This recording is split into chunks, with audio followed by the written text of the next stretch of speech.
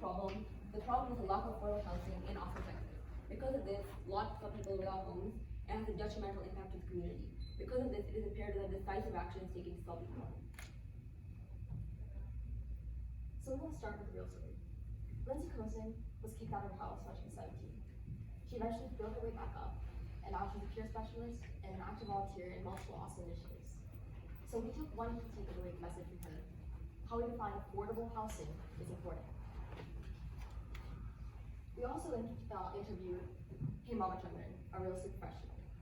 He told us that Ubuntu is important. So you might be asking, what is Ubuntu? Ubuntu is an African word that means everybody helping everybody. And this is important, especially for the topic as dire as affordable housing. Okay, now before we go further, I would like to share some statistics. First of all, the median household income in Austin, Texas was $78,965. Keep in mind this is the median income and not the low income segment which we are targeting. Next, the median household sale price was $509,000, and even the one-bedroom house in 2024 was $302,000. As you can see, even with these incomes, these house prices are becoming unreachable for the common person.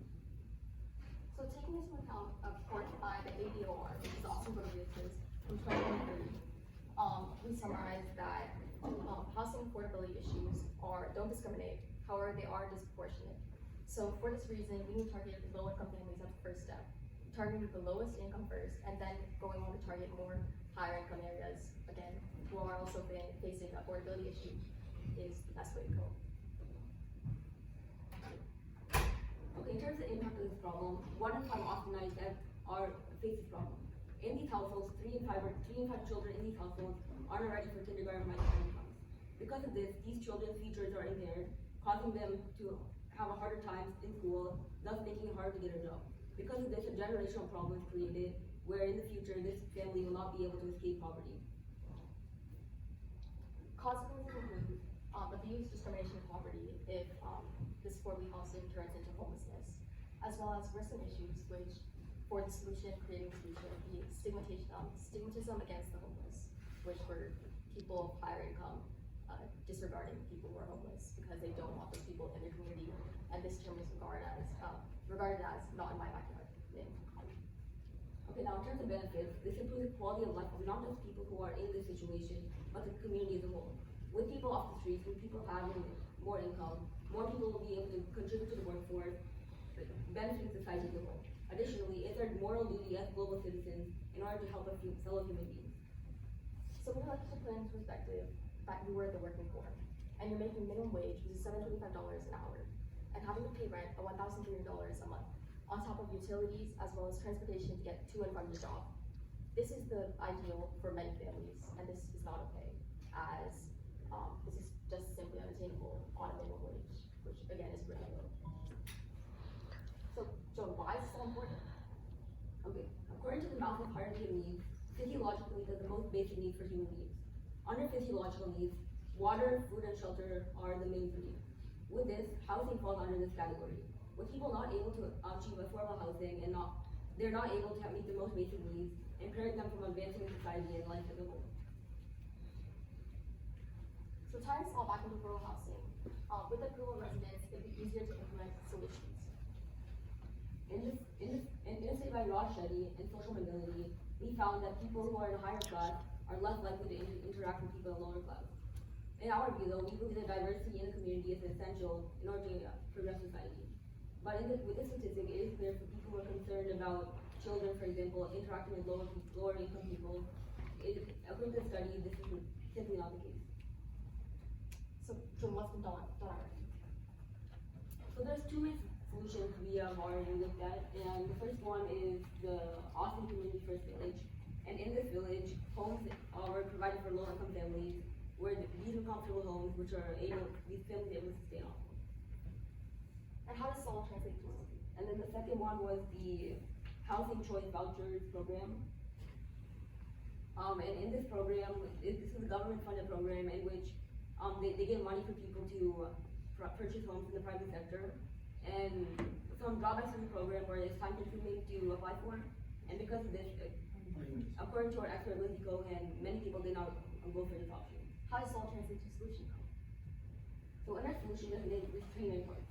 zoning regulations, community land trusts, and sustainable initiatives. And we'll go more into depth on this later. What were some issues? So there's four main risks: sustainability costs, scalability, land, and open-mindedness. In terms of scalability, there's only limited and finite resources for these plans. As such, scalability might be an issue in larger scale. In terms of sustainability costs are very high, so initial startup costs will also be difficult to achieve. In terms of land, land is needed to renew housing infrastructure, and due to building regulations and the urbanization of the city, land is not readily available. Finally, people are not open-minded generally. Because of this, people are not open to change, and this is a hurdle we have to overcome for this to succeed. So how can we manage this issue? Let's go with that. So with zoning regulations, instead of incentivizing those who are struggling, incentivizing homeowners is the key, as they're the ones who are trying to get to accept lower income families into their communities. The next aspect is community land trust. This solution is basically a way that nonprofit organizations own and organize the land. Under Chapter 373B of the Texas Local Government Code, they are able to own the land and develop property on top of it. This property is sold to residents, in which taking the land price out of the mortgage creates much lower prices. On top of this, tax incentives are provided, and this allows for generational low-income housing. So the last aspect of the solution is sustainability, to lower utility costs. So we have three main points of this: water conservation efforts, transportation infrastructure, and energy. These are all essential to bring down utility costs along with affordable housing costs. So how am I making this going to work? So in terms of limitations, there is one main limitation: outreach. We have to be able to reach the people we want in order to make this work.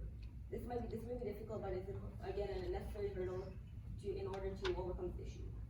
And in terms of how we address the problem, the three main aspects of land as well as sustainability address the long-term issue of hopefully creating a beneficial outcome.